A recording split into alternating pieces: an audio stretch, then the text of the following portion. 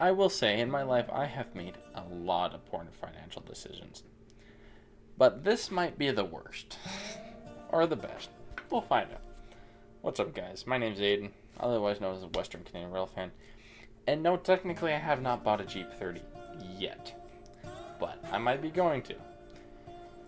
So basically, this Jeep30, Canadian Pacific 5000, built in 1966? 65? I don't remember exactly, for Canadian Pacific. It's the only road it's ever been under.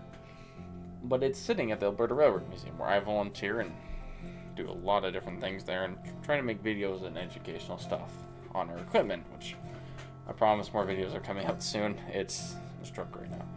But anyways, this locomotive, the museum really hasn't cared for it in the past 20 years it's been there.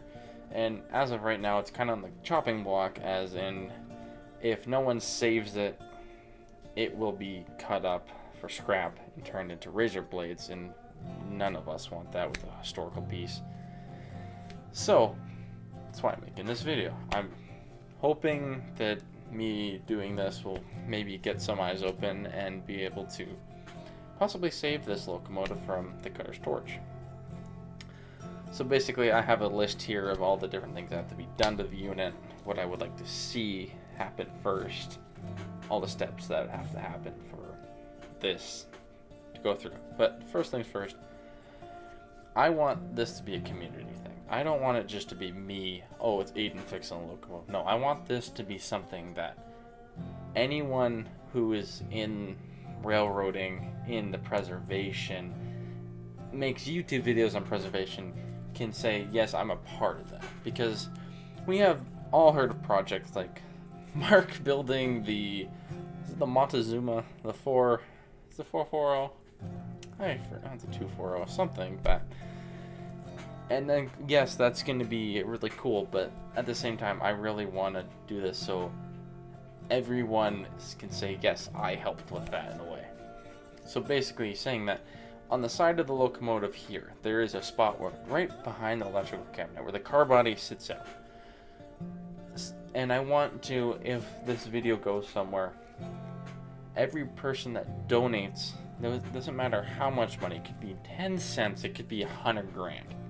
I want your name on the side of this locomotive to honor every single person who has contributed.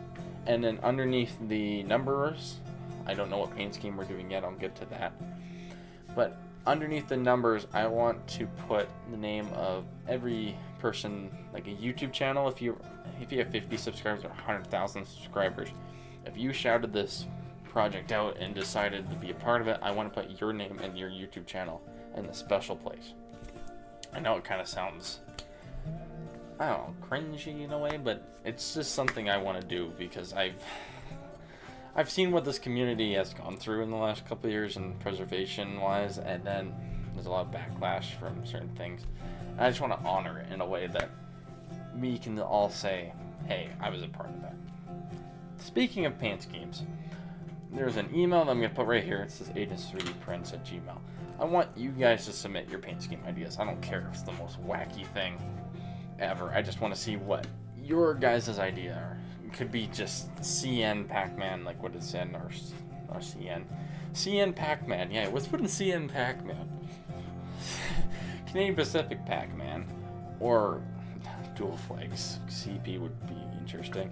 Or go Rio Grande, like one other person who wanted to buy it, will not be named, wanted to do with putting Rio Grande colors. Or put it in the colors it is again now, just repaint it. No matter what, I want you guys to submit your ideas, as long as it has the names on it.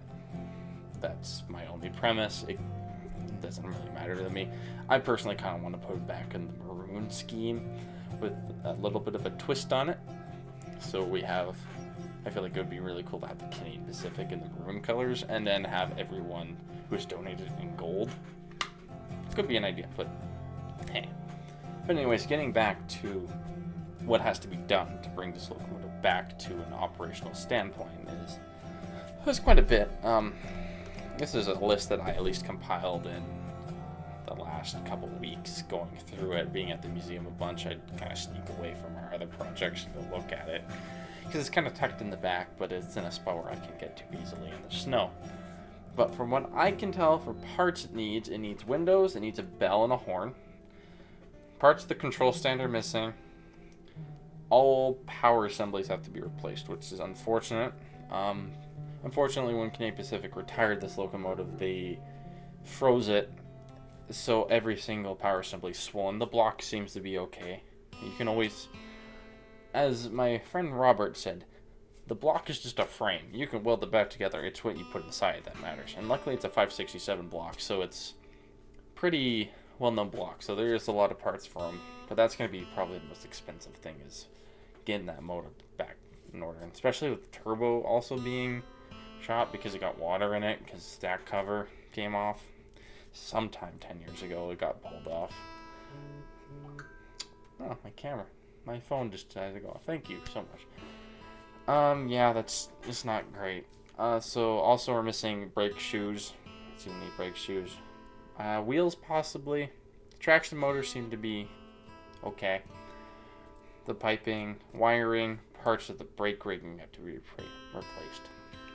So that's like the main list of parts. Then what needs to be looked at and repaired is the block, as I mentioned, each liner and piston, because there might be some that are okay, but probably not.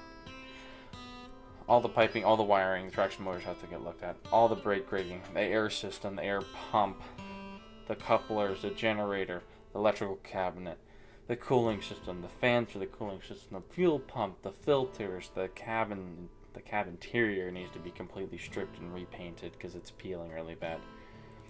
Along with so many other things.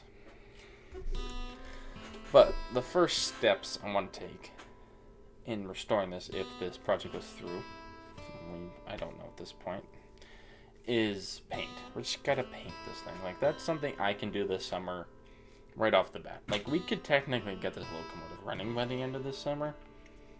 It would involve me. Thank you, Mother. My mother's texting me, sorry.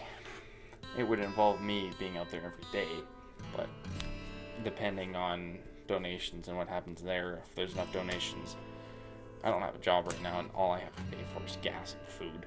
So there might be a little bit of the funds just directed at allowing me to get out there, but that's it. I'm not taking any money for myself other than gas and food. That's it. That's all that I'd ever take from this project. It's just food to eat while I'm there and gas to get there. But we could have it running fully, but that depends on donations, parts availability, and who's helping me, because if it's just me pulling power assemblies, that's not easy.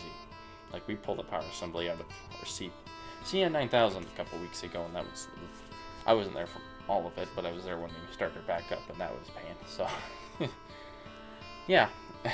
And then to quote my notes, after we do the paint, fix everything else, we'll deal with the rest later. But yeah, that's the premise for this project.